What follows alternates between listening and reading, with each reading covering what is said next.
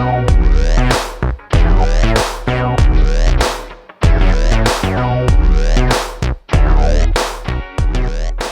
listening to the PR Wind Down podcast, the show for public relations professionals who are ready to see real change in the PR industry.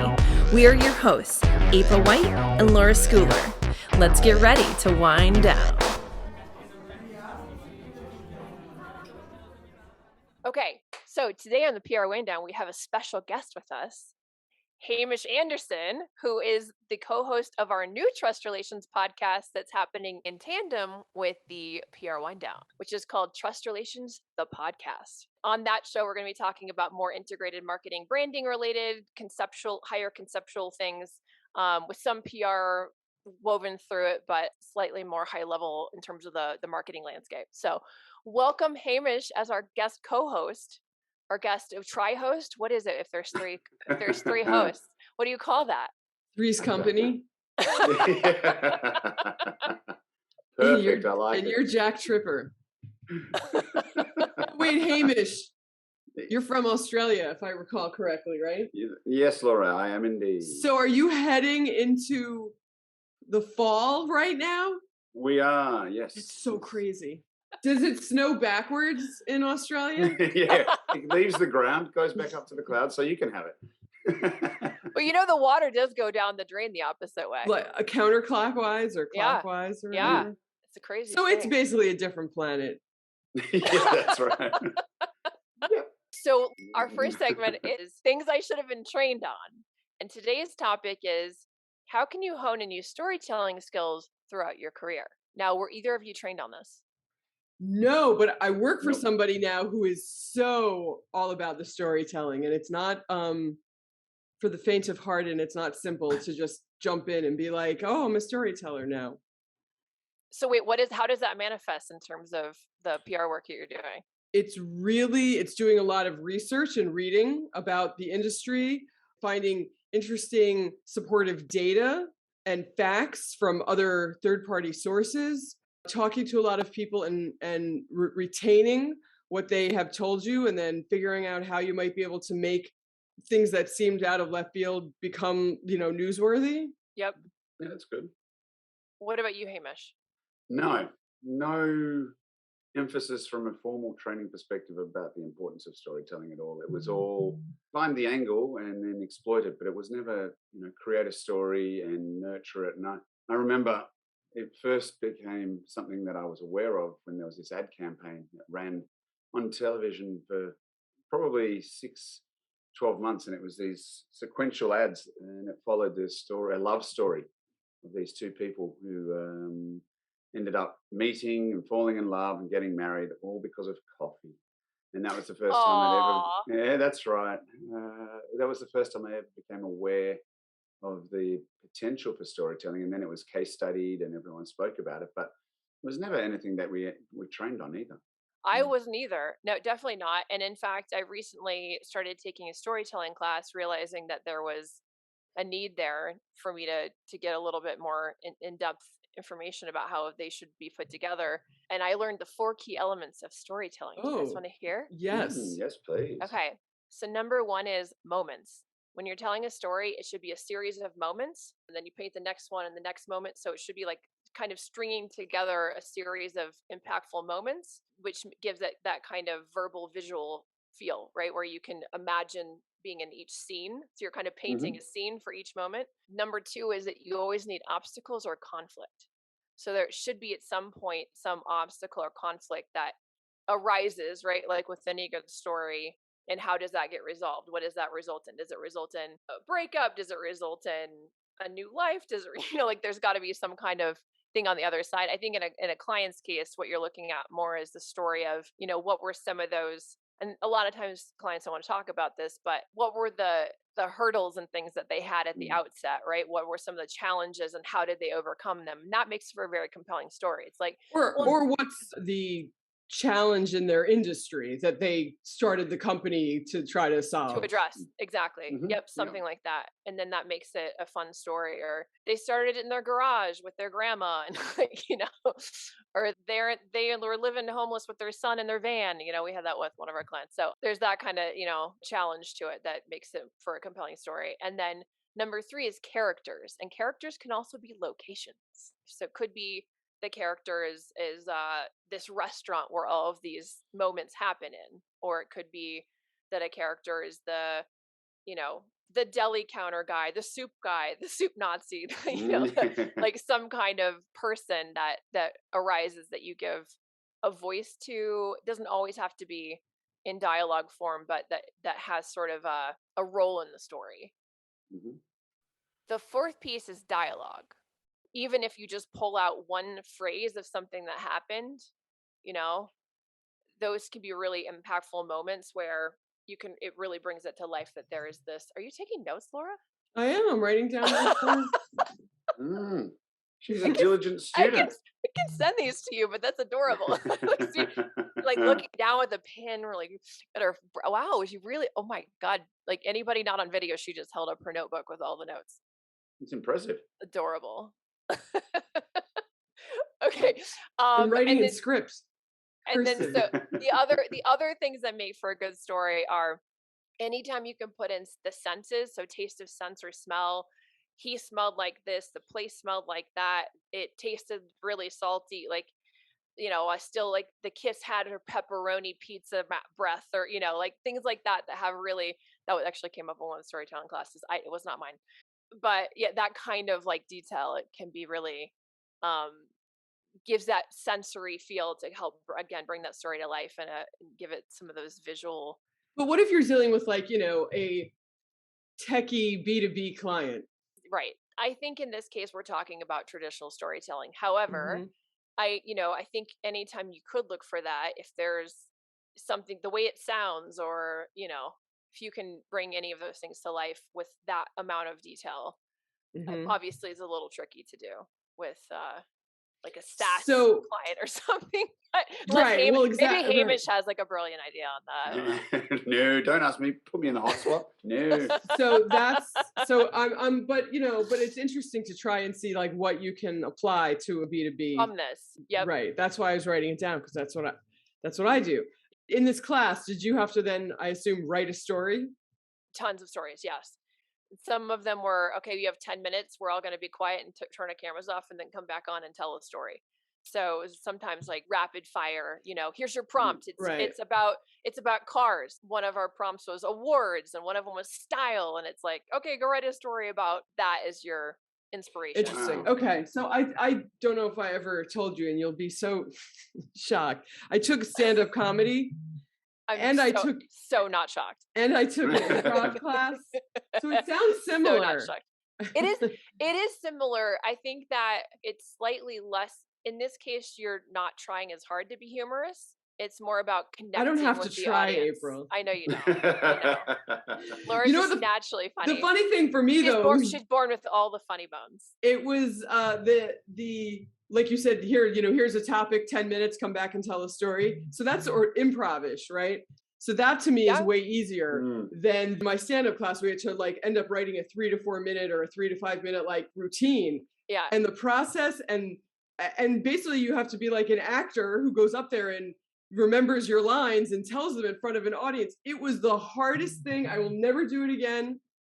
But a lot of people would prefer to do that. At least they have a structure and something they can cling on to, where with improv, the word teacher suggestion or whatever would just say, okay, so you guys are on vacation and you over there are an animal, go. And like you just have to make some scene up without ever knowing what was going on. And we did it in front of an audience in the end. Yeah, no, and I can tell you from doing it myself in LA that it's a lot harder than it looks. It's very, very hard to make it look seamless. It's very easy to look really stupid. I look stupid all the time. I'm used to it. That's fine.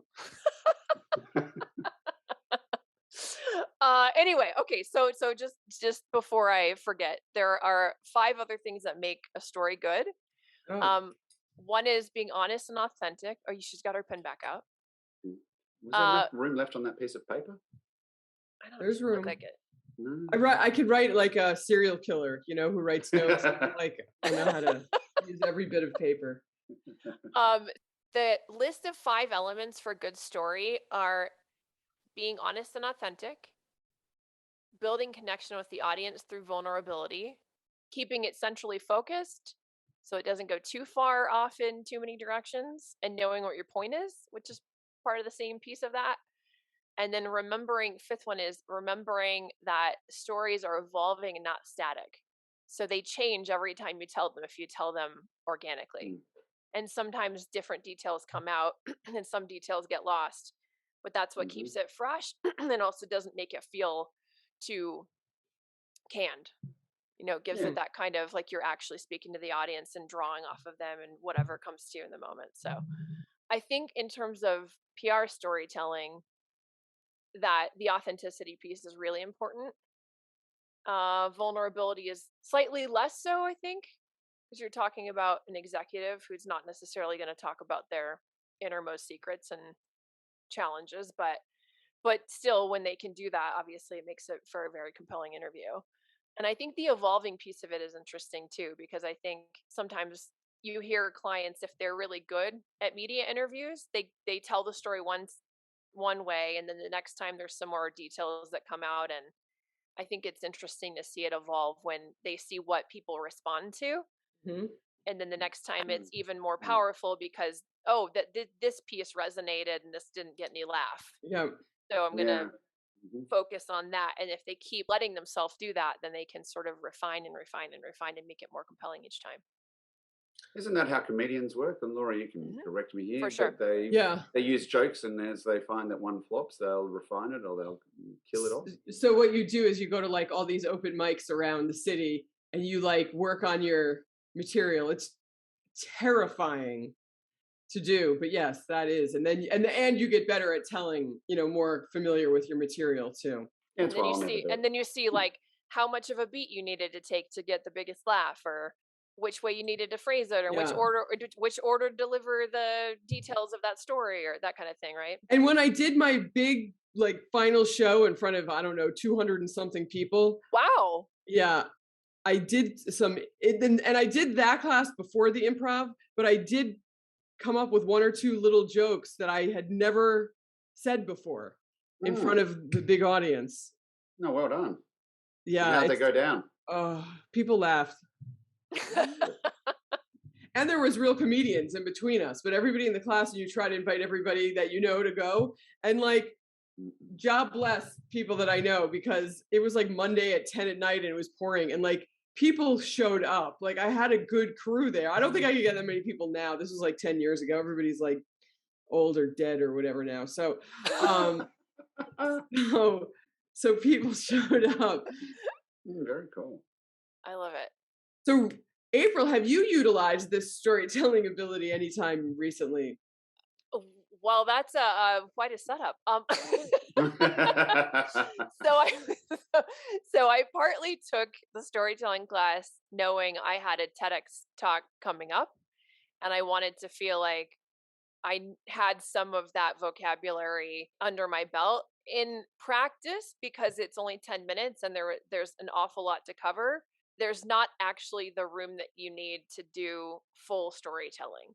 However, I did pull out pieces of dialogue where I said something or someone else said something, things like that, in a couple of key places to give it that kind of punch, and ask some questions like with that same idea of dialogue. But Laura's raising her hand. I have a question. What is happening? I have a question. Okay, Laura, woman with the red hair. How did you get a TEDx talk, April? Love it. Your hand is still raised.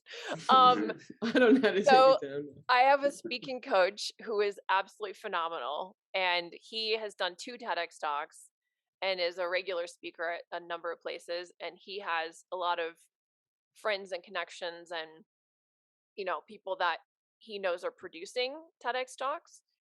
And so he was able to connect me with somebody who knew had a TEDx virtual event. So it's ends up being a bunch of recorded TEDx talks that they put together for the live event. And he already knew I was a good fit based on what he knew I wanted to speak about, and then what this producer was planning on covering. So what was it that you talked about, April? So the talk is called The Fight to Live United.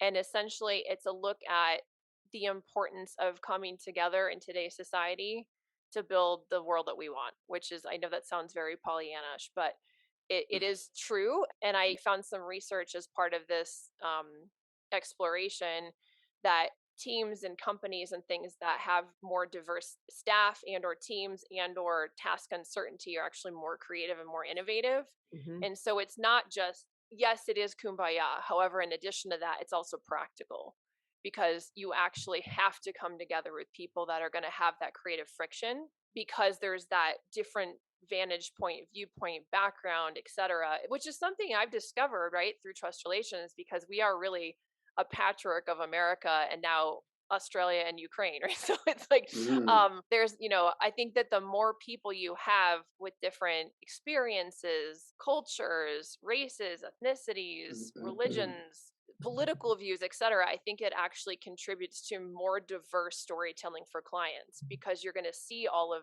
the potential stories from all these different angles. And I think that it actually generates more creative output from our agency, because we are so different. But I also think there's something really lovely about people that just come together with that kind of goodwill. You made me think of a song. Oh, okay. So are you going to serenade She's me going to or just, serenade. I hope so. You like to serenade in your I know. podcast. I ask for it all the time. You really do. I forgot what I was saying until I I was started. going to ask you a question though. Do you find Yeah. that you're talking about the need to have different points of view and bring it all together? That in a world which is becoming seemingly a lot more insular and very much split, that this is realistic or necessary? I think it's even more necessary. I think it is harder for people to conceptualize how it could happen, because I think we've gotten so fractionalized, but I think it has to be done at the individual level.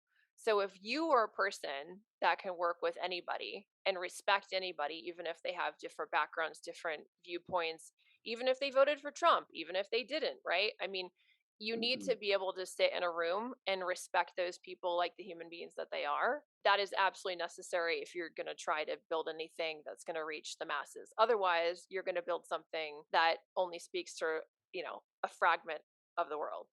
So is that the linchpin? Respect. I think it is. I think it's self-respect, which then translates into respect outward. Because if you don't have that true trust in your own integrity and your own value, you can be more easily influenced by feeling offended that other people are reflecting to you don't have the same worth that you have. So once if you're coming to the table as a whole person and you don't need to change other people's minds to make you comfortable, then there's nothing that can stop you. So you're comfortable being uncomfortable, and you're comfortable in pushing forward your thoughts. Is that what you're saying? Yeah. Nice. That makes sense. Yeah. So can we hear any of it? I can give you guys an exclusive viewing. Let's take 10 minutes off camera and then I'll play it for you. Let's start with a moment of truth. Have you ever thought you were better than someone else? I mean, you'd never say it out loud, of course, but when you look at other people, you may have thought, I'm definitely more inclusive than they are, more generous, more realistic, right? Well, our perceived differences cause us not just to think that we're better than others, but to act like that too. All right, so we are back. You guys heard the TEDx talk. Wow. Very good. No, it's amazing how It's very good. Good you are. I was terrible. Have you ever seen my stand-up? Oh my God. But yeah, so I mean, your delivery and the way it's shot and all of that, I mean, it's really amazing. Thank you. Thank you. And it's really nice. You speak well, you pause well, you emphasize, and you can tell when you're feeling something. The one where you talk about the molten lava, and you almost, it's a visceral feel. You can feel how, like, I was feeling it at the moment, like I was recalling. You could tell. Yeah. Nice. Close your eyes. Yeah, so it came across. It's good. Well, we missed the part where I actually burst into tears, but not in an unprofessional way, like in that kind of like, it's like that choking something back and then powering through it. Wow. at like a That's funny. so like Shark Tank of you. You know how they're like, and then my dad died in a fire, and I did this all for him when I was 12. And then they're like, but I'm not here to cry. I'm here to make a business. I hope it's not that bad. No, it's not. No, well, I didn't see that part, but no, it's not at all. The reason, well, I mean, it's really, amazingly shot and you look amazing, but even though it's very refined, it's still authentic to me. Good. Okay. Phew, good. I mean, it was like, it's just you want it to read that way, right? I mean, it was an authentic experience. So Yeah. And I don't know, Laura, have I ever told you that story? I knew a little of it. Yeah. Okay. It's a long Yeah. time not to talk to your parents. So yeah. It's a long time.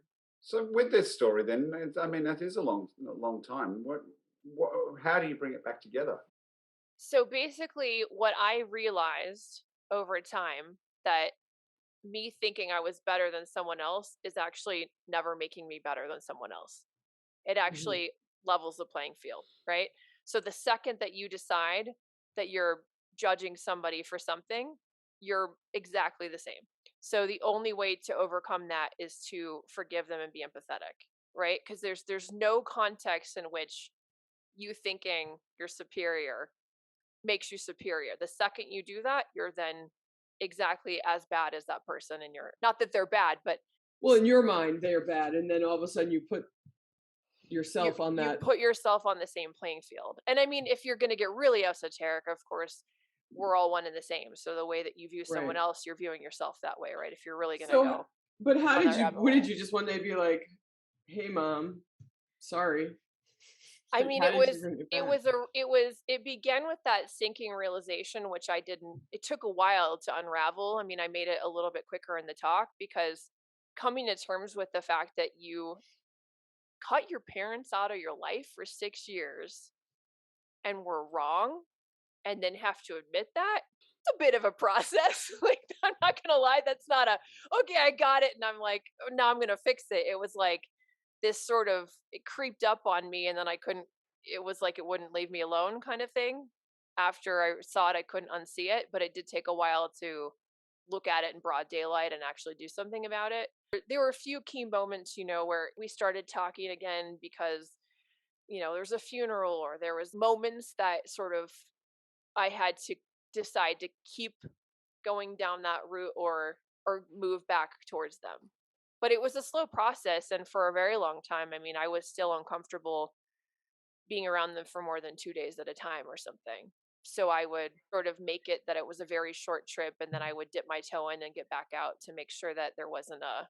Well, that might not be so unusual that people can't stay. No, but I mean it. But it was like, it was a slow process. It wasn't like, okay, now we're cool and we're back to normal. I mean, that I would say it took at least 6 years at the end of that before. Wow, so it was like 12-year process, huh? Yeah. Wowzers. Well, and it predated. I mean, you have to keep in mind there are all kinds of moments and stories and things that aren't in there leading up to it, right? So when you're really looking at it, you're talking about a 15-year chunk of time kind of thing. Well, you're lucky that they lived this long through it all. I know. So you were able to like see it full circle. That's a really good point. Yeah, there are a lot of people that don't have that option. Yeah, no, they're like regret for the rest of their lives, right? Wow. It's major. I mean, no wonder it's a perfect like TED Talk type of. But it made me realize that the microcosm, macrocosm are always one and the same. There's a big picture to detail and detail to big picture, right? And so it made me realize that when you handle your detail to big picture, because that's all we can do as individuals, then it does change the big picture. But we all have to focus on our details to make the big picture change. So if all of us were able to start doing this, not to say that I'm this shining example, I still have lots of areas I don't do this perfectly and I'm working on, right? But if we keep working on it, that's the point. Not that you're suddenly perfect because you have a realization, but if you keep with that self-growth and that self-reflection, and you keep refining and refining and refining and refining until you are more and more authentically who you want to be, then that's when things change in your world and your relationships. And then by extension, if everyone does their part, then the world changes. But what if somebody's just really annoying?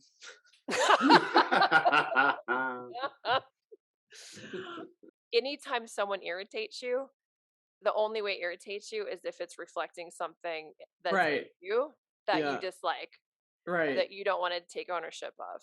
And Right. so it's Otherwise you wouldn't care, right? otherwise you wouldn't care. So usually, Right. and usually, to be honest, a lot of the things that really annoy us are a lot more extreme than our versions. But you can sit back and say, wow, it's really annoying that this person is so self-involved, and I can't believe all these stupid Instagram photos that they post of their whatever body, or Mhm. it's like, oh my God.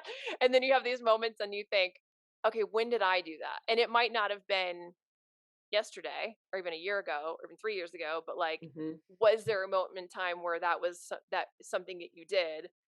And usually the answer is yes, right? Maybe Or not is that it bad, that you're but just envious? could be jealousy. Mm. Yeah, could be. I was going to say, because otherwise, I mean, if you think about most people, there's something about them that you wouldn't want to see in yourself. Is that you? Are you saying you reflect all of those things? I That think it's a mirror? yeah, usually it's a mirror, or it's a mirror in the inverse. Because I was interpreting what you meant, that if you don't like something about them, it's because you don't like that about yourself. That's typically what it is. Wow, I'm going to go and cry later. I've got to figure out It's all these things suddenly. no, I it's think, but it's like I said, typically I that. agree with that, but I also think it's like, somebody, somebody posts Envious. pictures of themselves in a bikini and they're hot, and like you're not hot in a bikini. Like, Well, you're still outsourcing a part of yourself you wish you had that value, right? So there's still a part of you that goes like, I don't possess that value in and of myself, mhm, and they have something I don't. mhm. And once you do that, then you get jealous because you're not feeling complete in and of yourself. Right. So I always think about that in terms of jealousy. Like I'm not usually jealous of people who have like material things, like, oh, they have a nice car or whatever. I don't care.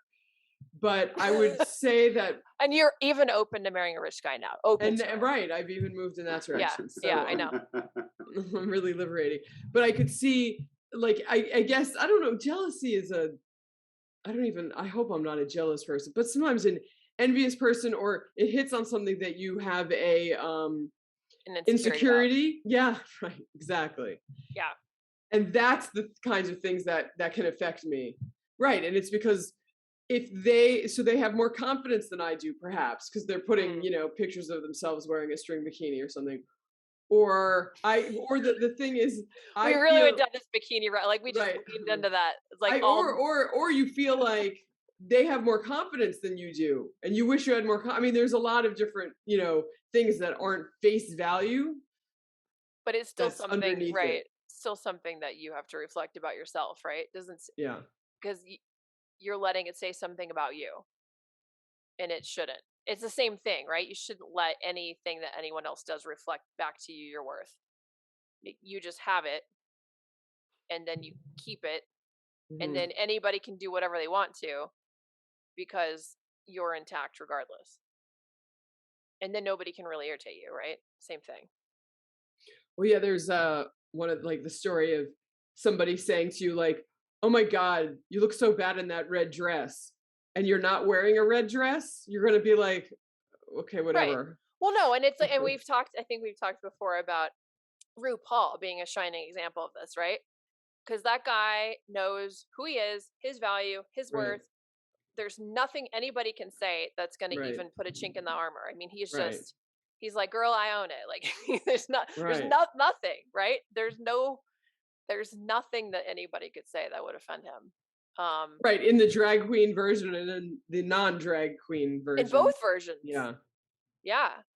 So, I mean, I know it's kind of a fun example, but I always think of him because, and I Mhm. loved his, I don't know if you saw his Amazon series. It was so cute, but I sort of fell in love with him over that too, because he was traveling all over the world in his RV with this, and getting all kinds of responses like you would expect. and just loving everybody in response. And I was Right. like, I love this guy. And he apparently is Cory Booker's cousin, the senator of New Jersey, one of the senators of New Jersey. They found out on like, those DNA shows or whatever, which is hilarious. That is hilarious. Yeah, so I have to say it was a pretty intense experience. Mm-hmm. And then I had that moment at the end of it where I thought, oh, what if people watch this? Right. Right. It was like, I'm less afraid of nobody ever seeing it than I am of people seeing it and it going somewhere. And I had that sort of like, uh-oh. And partly it was fueled because I rewatched in preparation for the recording. I rewatched the Brene Brown special on Netflix. Mm-hmm. And at the very beginning, she talks about how when she did her TEDx Houston talk, which is now one of the most watched TEDx talks of all time, she's like, oh, thank God that's over. I did this vulnerability thing and I'm never doing that again. I don't know what I was doing. I was out on a limb. Thank God nobody will ever see it. And she's like, and so then I looked and it was only like 4 or 5 people saw it. And then I looked again, it was like 4 or 5 million. And watching that, not that I think that's I'm Brene Brown or that's going to happen. I mean, she's my idol, of course, but I did have that, like, when I grow up, I'm going to be Brene Brown. Mm-hmm. I told Hamish that. Yeah. And then he laughed because he knows that I'm grown. But she is older than me. She's 13 years older than me. I still have time. There you go. Perfect. I don't know if I can catch up, but. No, but I was going to say to you, you know what you've got out of this talk. Oh, no, sorry, what you want people to get out of this talk. What are you getting out of this talk moving forward? Like in terms of what has it made you realize about yourself that you're going to incorporate more into your personal or your professional or your other lives? That's a good question. I think the main thing for me is that I got into PR in part because I liked hiding behind the scenes and putting other people forward and pushing them into the spotlight. And it was, for me, it was a moment of like, this is something I really believe the world needs to hear, to the point where I'm willing to show this level of personal detail to illustrate the point, which I thought was necessary. I wasn't just doing it to be gratuitous in terms of oversharing, but I felt like it was important to the realization that I had that led to this, this Mm-hmm. thought, right? And I think there was a part of me that, this is going to sound a little crazy, but I kind of felt like I did what I came here to do. Like, if this is the last thing that I do, it's not like I don't want to do anything else, but I feel like I did my part to put out something to change the world in a way that I think will make it better, or I hope it will. And if it goes somewhere, great. But if it didn't, I tried, right? So there's like a part of me that felt like, okay, I accomplished something I came here to do. That feels like a big relief, but then it also makes me want to do more of that. You know what I mean? So it's like, oh, I wonder if there's a way to be less behind the scenes, not because I want center stage, but just because I feel like you do have to be in front of people to a certain extent if you want to make an impact. So that's a little bit daunting, since it's not that I'm a wallflower, but I prefer making other people the main actor. Attraction. Yeah. Yeah, but do you, or is it something you're just not comfortable with? Because for someone who I know you love karaoke, for example. I do love karaoke. You love being up the front of your own band and doing all of those. I do love things. that. So is it that you just haven't reconciled that you can do it professionally in your big girl job? I think so. For those of you who can't see me on screen. Air quotes. Yeah. Yeah, and I think some of it too is that I'm comfortable doing those things in a playful way that feels like child April. And I think, to your point, Hamish, it's like adult April now has to be comfortable playing in the same way. Mm-hmm. Have to kind of incorporate those pieces, because I feel like adult April is very corporate and professional and thoughtful and intellectual and whatever. But why? Because the whole thing that you're telling me telling us today is about the art of storytelling, and your story is one that you should be out there telling. Yeah. Because you believe in it. I do. I would like to do more of that. So what would be really neat is if it does catch interest and people want to hear more, and then invite me to come speak. And maybe there's more than 10 minutes and I can share a little bit more, and I can do more storytelling in between, because there are some, I don't have a chance to paint moments in that short amount of time. Whereas I think if I had longer stretches of time, then the storytelling elements we talked about earlier could be more useful or more incorporated, right? So I could Well, start. congratulations on doing it. Thank you. Yeah, I feel Resident TEDx talker now, Laura. Oh wait, Whew. where's my song I was gonna play? I have to go in like 5 minutes. Totally fine. Let's hear the song. Okay. I want you to, Remember and this then are song? you gonna? I don't You know this the song. It's funny. I don't know this. So I don't. it's by a duo called Friend and Lover, and the song is called Reach Out of the Darkness, and it's from 1968. And when you were talking about what you were, the overall premise of what you were thinking in your TED talk, not your personal story, but that sort of, I always have a song that comes into mind. I thought you were gonna play that, which is one of my favorite karaoke songs. The "Come on, people now, smile on your brother." Well, it's Everybody not get too similar. together." It's around Yeah. the same Yeah. Same era. hippie era. Reminds me of the Forrest Gump soundtrack. Oh yeah. It is on the Forrest Gump soundtrack. Yes. Oh, I know. Yeah. No, that's why I was like, oh, well, that reminds me. I used to listen to that ad nauseum. Yeah, it's a great soundtrack. It was brilliant. Amazing. It was really, really good. So I know that there's an anonymous horror story. Yes. I hope that your horror story is horrible. I'm sure it will be. It always is. Okay. All right, sayonara. Thanks, See you. Laura. Good to see you. Too. All right. So, Hamish, do you want to do the honors of reading the horror story of the day? Okay, I am ready. Okay, let's hear it. Dear April and Laura, I'm at a kind of weird point with a client. I work as a consultant since the pandemic started, and this is one of my bigger accounts retainer-wise. It's a consumer company, and I was stoked to work with them when we started out. They're new to the market with a solution that was effectively supposed to generate high-quality, sustainable vegan leather. It was a new formula and manufacturing approach made from a special kind of plant, and the product photos and videos I've seen have been gorgeous. They've been a good client, high anxiety and high expectations, but always ready for last-minute asks and interviews. So this month, we started sending out our first product samples. They're wallets, and I got them into the hands of some key consumer press targets. When the first one arrived, the editor from a high-end lifestyle part was pissed. Apparently, the wallet was garbage, fell apart at the seams, and looked almost nothing like the product photography I had seen. Ooh. Obviously, that editor canned the story and is off my list for now. I've sent 3 so far. 2 are still pending delivery. To top that off, I found out last week that the sustainable charity initiative they'd boasted about is not yet active. It's just a pipe dream that the CEO has in the works. I can't afford to just dump this client tomorrow. I'm relatively new to the freelance life and I need to figure out what to do here. I paused the product pitching, but now I need to go back to the client and explain that A, I can't represent a total lie, the product sucks, and the charity thing isn't even off the ground yet. And B, because it keeps going, and B, they can't go on making claims like this and expect reporters won't notice. I've always had a team to back me up on these issues before, but now I'm flying solo. What should I do? Is it wrong of me to keep this client? Oh, that is a hard one. Hamish, what do you think? Wow. Okay, so if I'm right, coming back out of channeling upset client,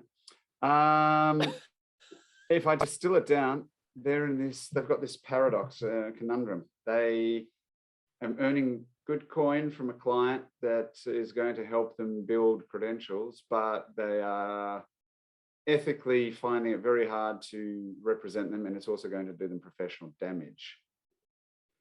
My first instinct is, if you want to be in business for the long term, you have to have a frank conversation with this client, because if you don't, you'll be associated with the brand that represented brand, and you got them press which you shouldn't have, and or which got canned in the press, and you'll go down with that ship. That would be my gut feel. I would have the tough conversation. I would ask to see more of the products face to face, maybe, which sounds really easy to say in retrospect. I know that. But I think, yeah, maybe stepping back a little bit and trying to lay the foundations a little bit more strongly. Because I think when we get into business, I've done it. I know I've spoken about it before in other talks I've done. Low-hanging fruit seems so attractive, but you gorge yourself on it. It makes you sick, and you lose sight of the bigger picture, the top of the tree, where the views and the better fruit is. I think this is one of those scenarios. I think so too. And I think in the case of PR and somebody that's doing media relations, the thing to always keep in mind is that your bread and butter, more so than the current paycheck, is your relationships with the press. So if you end up taking on a client that will compromise your relationship with an editor at a high-end lifestyle pub, then you actually shoot yourself in the foot for your long-term earnings, more so than whatever you would lose by losing that client. So that's something to keep in mind. I mean, I had this on a more mass scale when we started putting in our contracts that clients can't have competing agencies or internal PR function that are also pitching press, because then it compromises our relationship with those reporters or those editors. And that's much more damaging than losing the client. Yeah, that would be. Yeah. As you said, they're your go-to source. That is the way you make money. It's a little bit like if you were a professional athlete and you let somebody injure your, a limb that you needed to shoot baskets, or like your basketball player, right? I mean, you can't let somebody take one of your fingers off, because you have to be able to play. So you're kind of doing that if you're letting.